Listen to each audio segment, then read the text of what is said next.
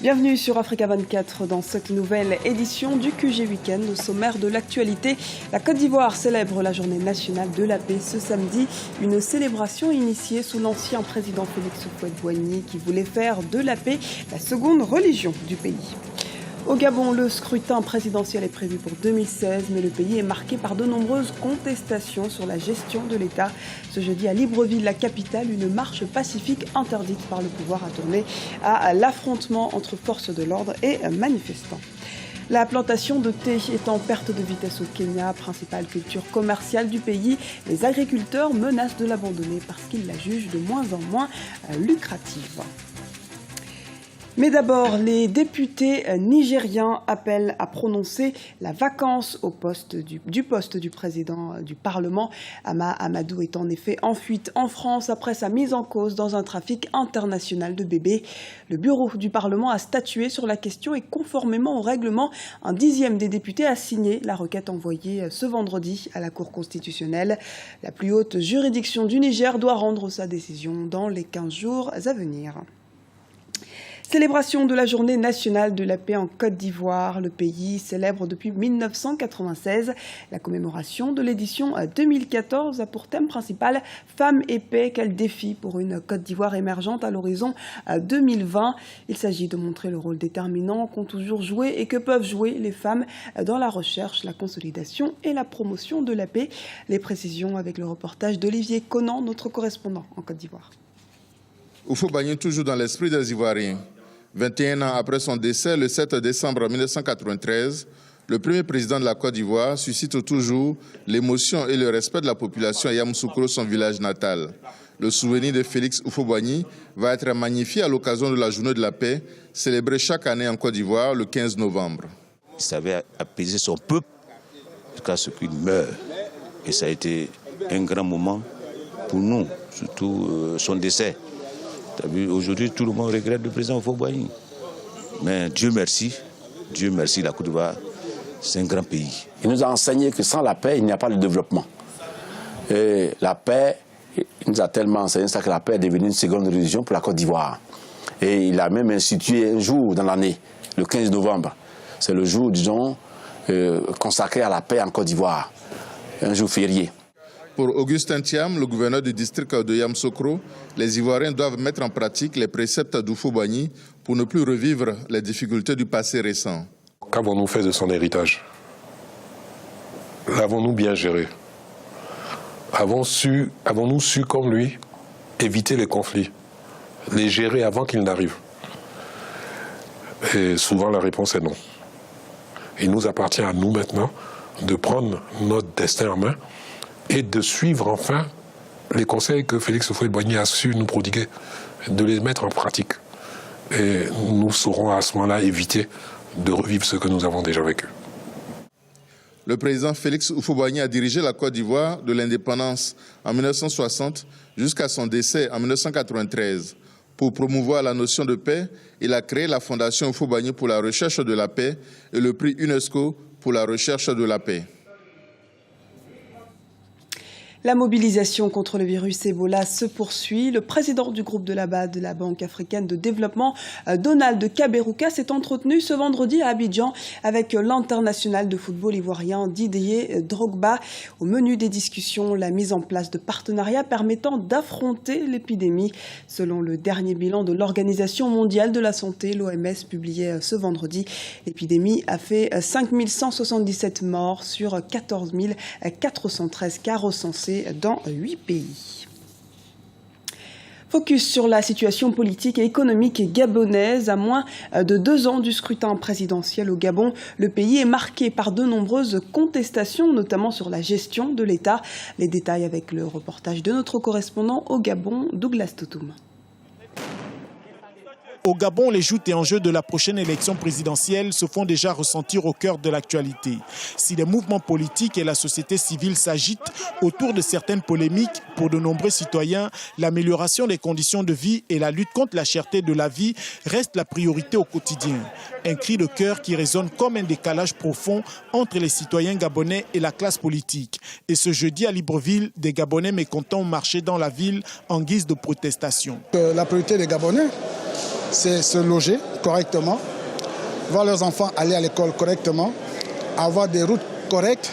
Mais il s'avère que si le gouvernement qui doit le faire est incapable de le faire, et vous comprenez pourquoi il y a les grèves dans tous les secteurs. Un réquisitoire sans concession pour la classe politique gabonaise, incapable de répondre aux préoccupations quotidiennes. Face à l'ampleur de la contestation sociale et de la tension politique, le leader de la deuxième force politique du pays actuellement n'hésite pas à y voir une solide machination externe au Gabon. L'Occident machine tout le temps. Sommes-nous indépendants? Je ne pense pas. La monnaie, ils y sont. L'éducation nationale, ils s'y mettent. À quel moment ils vont nous laisser la liberté de gérer nous-mêmes notre pays? Concernant la gestion du pays, pour les opposants, c'est un échec sur toute la ligne.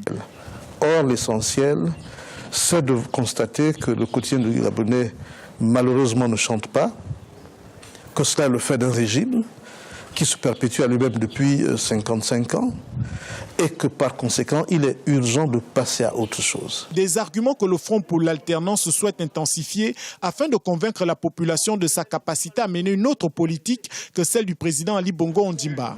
Un long combat dont le parcours sera jalonné de protestations, marches et récriminations diverses. Verdict dans les urnes en 2016.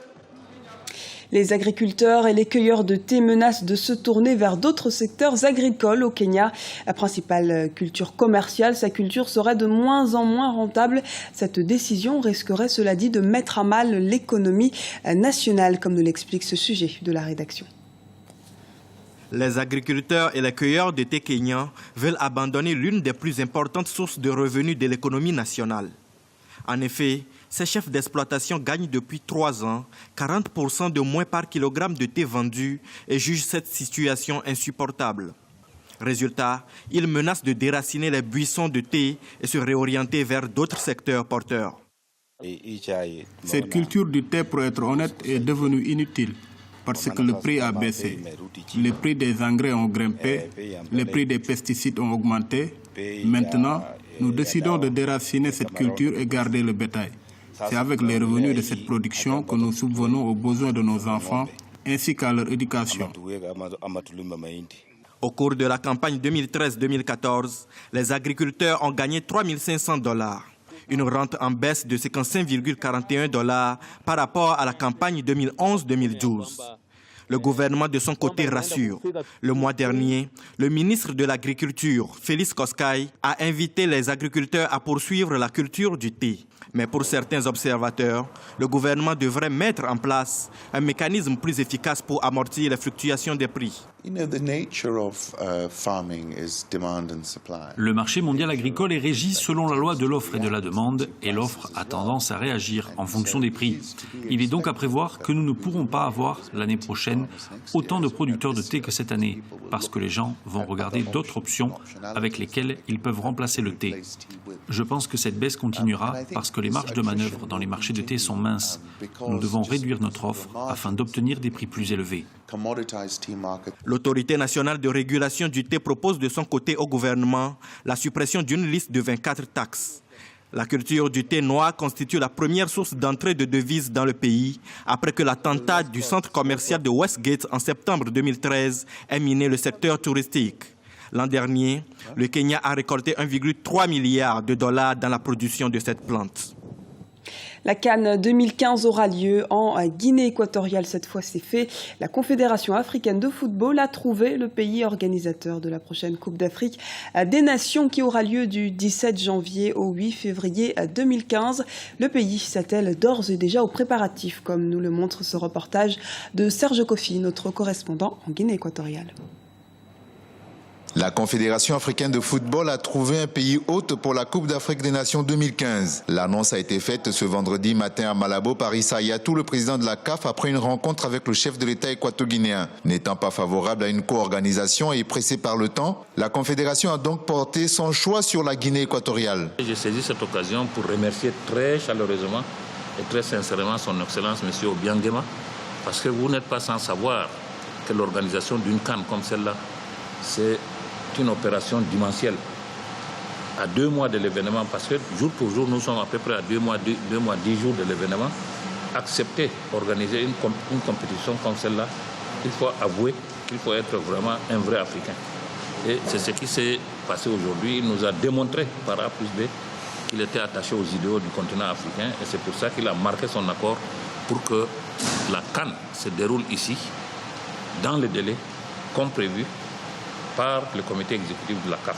Le pays avait déjà co-organisé la compétition en 2012 avec le Gabon. Les stades de Bata et de Malabo avaient accueilli les rencontres. La Guinée équatoriale l'organise toute seule et doit proposer 2 stades supplémentaires. Les stades de Bébéine et de Mongomo ont été proposés à cet effet. Des stades qui doivent cependant subir des travaux. Oui, totalement. Les infrastructures vont être prêtes pour la compétition. Il y a les petites adaptations qu'on va faire dans les 2 stades de l'intérieur. Les stades, ils sont déjà.